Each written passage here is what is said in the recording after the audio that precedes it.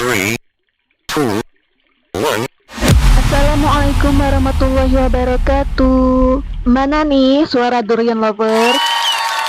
Masya Allah, sedang musim durian ya. Di video ini aku akan jawab requestan bagaimana cara membuat pepes tempoyak khas Palembang. Tapi sebelumnya aku ucapkan terima kasih telah menonton hingga akhir.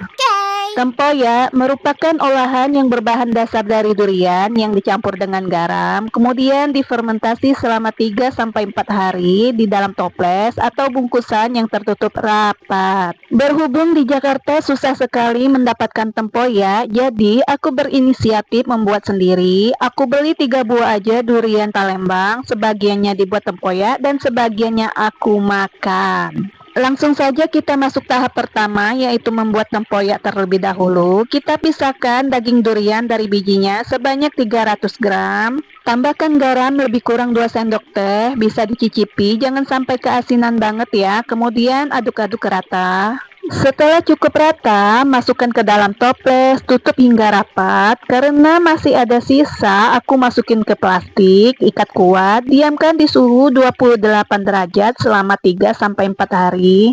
Tempoyak bisa awet berbulan-bulan jika dimasukkan ke dalam freezer, dan untuk bijinya juga bisa dimakan. Bisa dilihat di Google kandungan manfaat dari biji durian.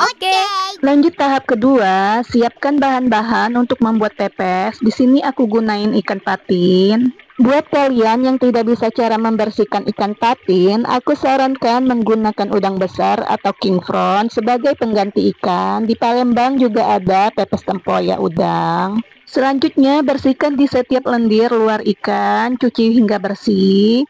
Kemudian lumuri ikan dengan jeruk nipis, diamkan selama 30 menit di pendingin. Sambil menunggu, kita siapkan semua bahan pepes. Untuk resep bisa dilihat di deskripsi.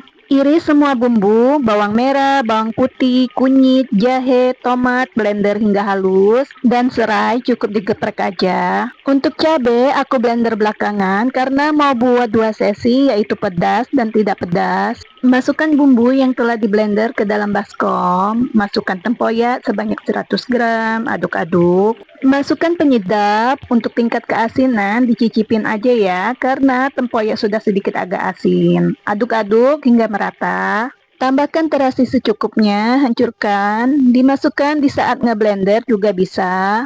Masukkan serai, aduk-aduk kembali hingga merata. Selanjutnya blender juga cabai hingga halus. Jika bumbu halus telah siap semua, bersihkan kembali ikan patin, panaskan air, jangan sampai mendidih. Siram ke dalam baskom ikan untuk bilasan terakhir.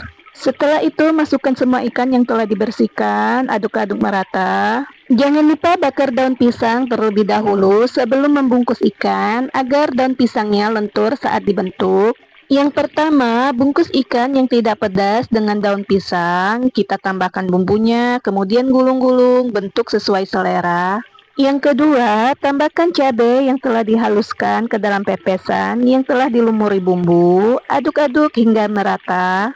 Bungkus kembali ikan, lakukan hingga semua ikan dan bumbunya habis. Langkah ketiga, kukus ikan yang telah dibungkus dengan daun pisang. Kukus kurang lebih 30 menit.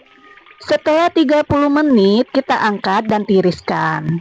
Masuk langkah terakhir, kita bakar ikan yang telah dibungkus menggunakan teflon atau pembakaran khusus. Pokoknya mana aja yang ada di rumah. Jangan lupa bolak-balik pepes saat dipanggang hingga aroma durian dari pepes tercium hingga wangi. Alhamdulillah, selesai.